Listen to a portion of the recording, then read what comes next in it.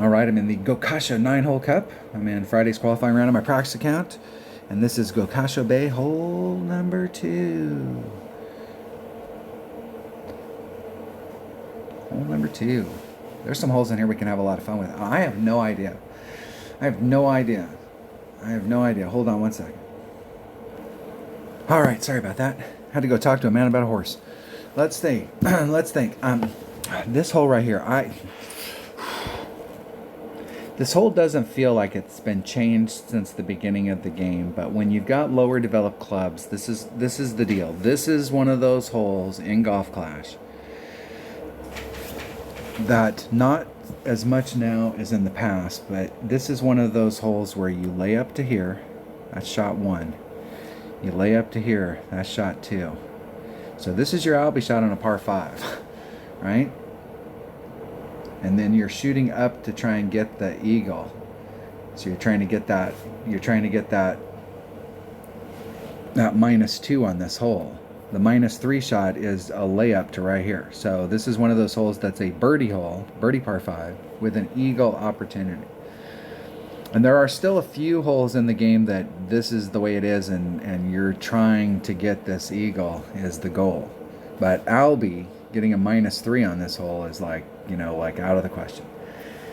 And I'm not sure if because of just as the clubs have gotten up higher in level from when I first started playing this, or the fact that we now have power 5 balls. Now we had Apocalypse, or we had Berserkers before, but I think even with the Berserker, to get into the right spot here, it's been so long since I played this hole. I'm thinking, because there's a bunch of different ways that I've come at it, and I think with a super big power ball,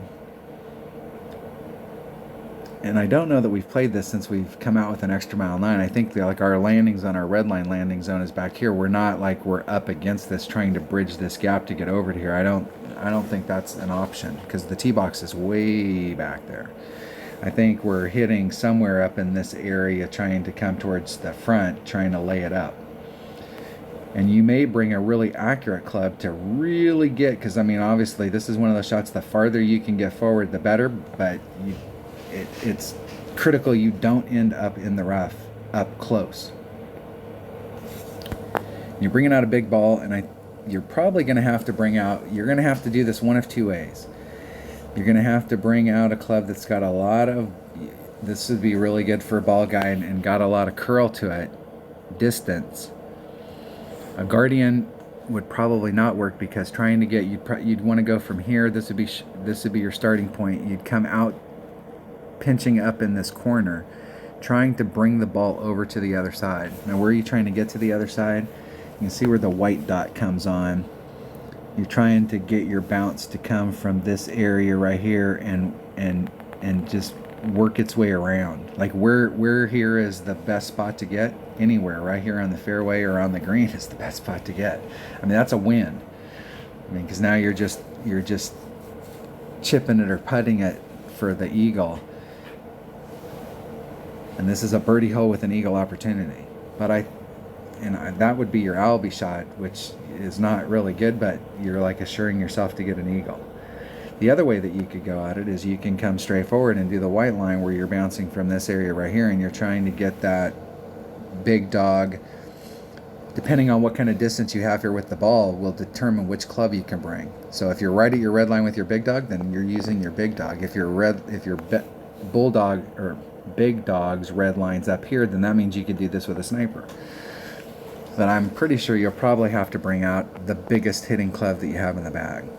But there is another way, because what's really super important about either this shot or this shot is where you get out here. You need to get every single thing you can get, every iota. You don't want to be in that rough, but you want to be almost in that rough.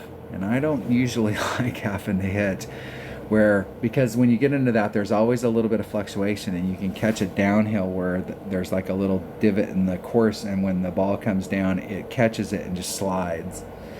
And you can catch that down here at the end. You can see the movement, and you can roll right off the front, unintentional. You can have that shot work out for you all week long, and then all of a sudden one time it rolls out. It seems to me that I came to this hole one time and I brought a big ball and I brought my extra mile and I put on all of the topspin and I pounded that ball so that I was actually in the rough out here. Now this is wood range, but this is long iron range. And if you have a Nirvana, you can recover from here and you have a nice rough bump. But I'm not sure like how critical, like how far out here you had to get before you got into that range. And I remember another hole that was in the game where like how we came at it, it was a par 5 that was super tough to get an eagle on. It's still super tough to get an eagle even though they reconfigured that hole.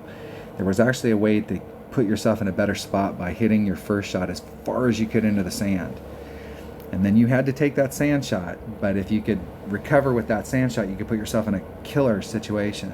And this might be the same way. I have a power 3 ball. We're gonna see which way the wind's blowing. If the wind's blowing with us so that we can get some help on this shot from the rough, then I may take that shot.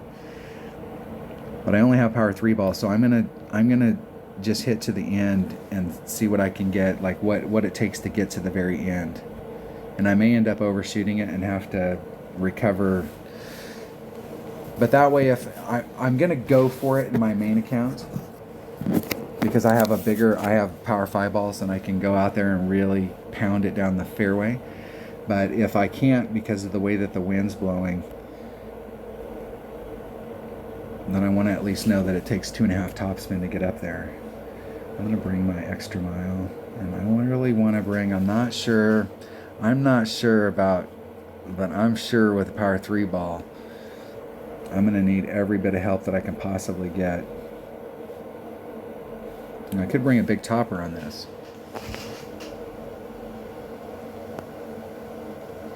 That might work out better. Let me change 2 bags. I'm going to put a big dog in my big topper bag, and I'm going to put a big dog in this bag. We'll start off with my extra mile bag and see what it looks like. We've got the Titan, the king of balls. Let's get that chest rolling. Off we go, hole number 9. I like holes like this where you have tons of different ways that you can play it and you can think about it. There are several holes in the game that I can think of though that hitting it into the rough, like just pounding it down there and hitting it in the rough, is not necessarily a bad thing. I can think of another par 5 that we're trying to get over. Like how far could I get out there if I just pounded it? So I can get way out there. And with this wind, that wind's not hurting me that bad. I'm just curious to see if let me see if my big dog can make it from here with a 3 power ball.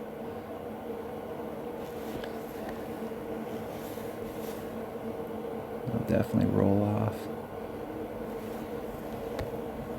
2-6. And with my main account, I will go out there and try and snap it as far as I can down the field and see what kind of distances I get. I left a little bit on the table, but like halfway from where I'm at to the edge is about as close, like right here in this little divot. That little holla, just down at the bottom of that. That's about as close as I want to get.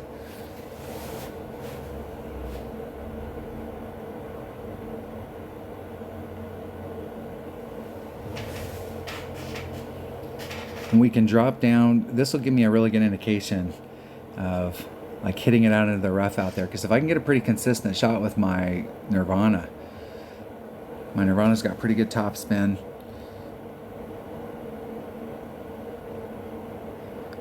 I think you'll definitely need a little bit in order to get yourself up to the green. I may not have enough to get me all the way to the cup, but I think as long as you can get over, you're in the winner's spot.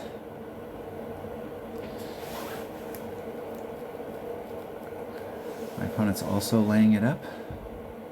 They're about the same spot. They might be just a little closer. About the same spot.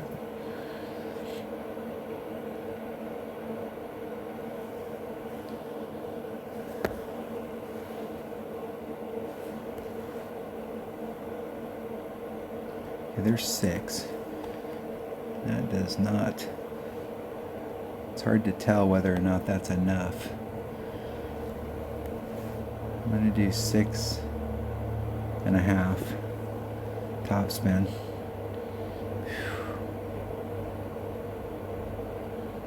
I don't like being that close to the edge right there. It's 2.5. It's 1.8 per ring. I'm going to do a slight little bit of an overpull. I'm going to do max curl. Hitting it perfect. And let's see if that was enough swing around to get me off onto the fringe. So there's one way to go at it. Not enough with a 3 power ball to get me over to do the rough bump on the other side. So with a 5 power ball, you can see where my opponent's distance is with a sniper. With a 5 power ball, you might be able to get over to the other side. So my red line was right in this area right here. But if I was out in this area right here with a long iron, nah. With a big power ball, I might be able to make it over.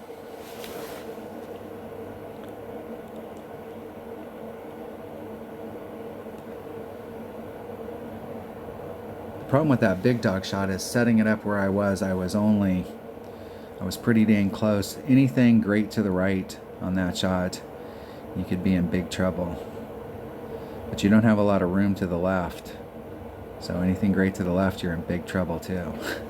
I like to try and set those shots up so I get a little bit of wiggle room on either side.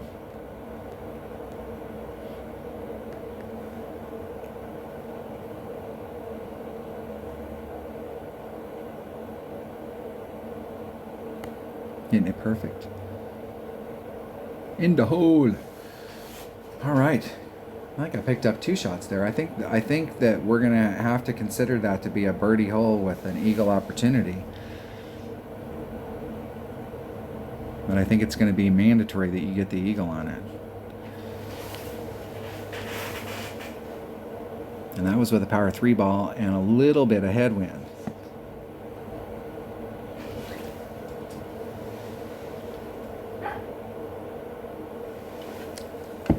So that shot will only get better if we've got a better wind than that. So that's pretty exciting.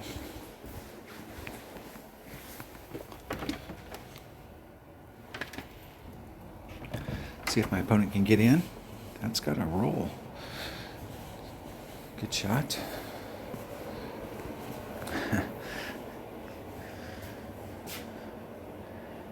Good luck in the tournament. All right, getting myself back up to the -12. I'm not sure that -12 isn't, I know I dropped 1 shot early. I have to go back and really kind of look at those holes. I dropped hole number 3, dinking around. I really do think we have to get the eagle on. So it might be that this might be a -11 tournament with a -12 is what you're really trying to get as the base. It seemed like yesterday going in, everybody in my qualifying bracket yesterday, there was one person at 15, one at -14. I think there was a couple -13s, and then it was -12, and everybody with a -12 or better qualified. Anybody with less than -12 didn't. So I'm not sure if -11 is the minimum and you really have to pick a shot up in order to get there. I'll have to go through and really look at the holes coming into my main account. I'll be able to go back and watch these videos and kind of tighten it up. All right, that was the Gokasho Bay hole number 2. Hole number 9 of the Gokasho 9-hole cup. Thanks for watching.